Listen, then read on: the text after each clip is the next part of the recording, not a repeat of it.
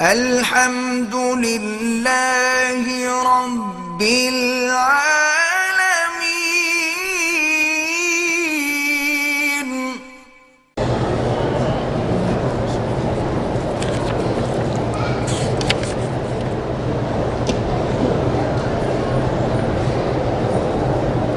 میں مدینہ پاک میں ہوں، کمپنی نے ٹرانسفر مکہ کر دیا، بیوی بچے مدینے میں ہیں، مکے سے بیوی بچوں کے لیے ملاقات جاؤں گا واپس، پھر آپ کے لیے کوئی عمرہ نہیں، آپ تو اپنے بچوں کو ملنے جائیں گے، آپ کا کاروبار ہے، کمپنی نے وہاں رکھا، اب کمپنی نے آپ کو یہاں رکھا۔ وہ عمرہ اس لیے ہے جب خالص کوئی نیت دین کی ہو، عبادت کی ہو، حج کی ہو۔ کہتے ہیں جی کہ رات کو کیلا کھانے سے منع کرتے ہیں، بھائی کوئی جاہل لوگ کرتے ہوں گے، اللہ کی نعمت ہے، رات ہو دن ہو ایک ہی بات ہے۔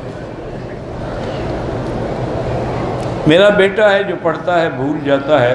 اس سے کہیں کہ اللہ کے نام ہے نا، یا قوی یا متین، یا قوی یا متین پڑھ کے دعا کیا کرے۔ حضور پاک نے پوری زندگی مبارک میں نیچے چادر پہنی ہے، اوپر کرتا پہنا ہے، سر پہ ٹوپی مبارک اور ٹوپی کے اوپر امامہ باندھا ہے، کبھی صرف ٹوپی مبارک بھی پہنی ہے۔ تو یہ حضور پاک کا عام، کبھی کبھی حضور دو چادریں بھی پہنی ہیں، نیچے بھی چادر اوپر بھی چادر۔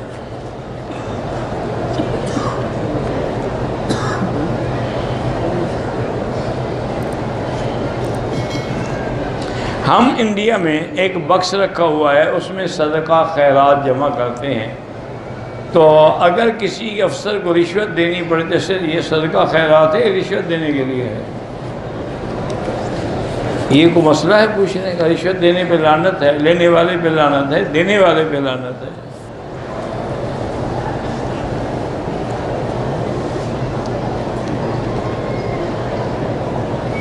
بہرحال میری شادی کو 13 سال ہو گئے ہیں، اولاد نہیں ہے، بیوی کی یوٹرس میں رسولی تھی، وہ نکلوائی لیکن اب پھر ہو گئی ہے، اس کا وہی علاج ہے جو میں نے بتایا ہوا ہے پہلے بھی،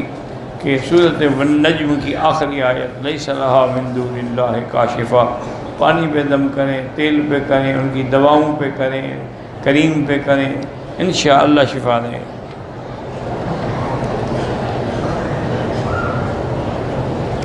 احمد عیسیٰ اپنے آپ کو کہتا ہے کہ میں رسول ہوں،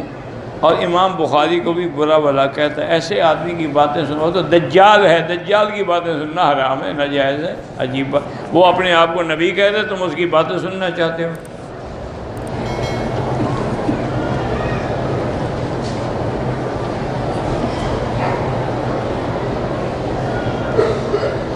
عقیقہ 7ویں دن کرنا سنت ہے، اندر اندر نہیں، اپنی طرف سے قصے نہ بناؤ،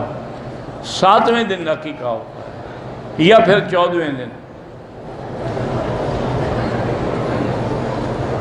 7ویں دن اس کے بال بھی اتاریں جو سنت ہے، اور اس کے وزن کے مطابق چاندی کی قیمت صدقہ کر دیں۔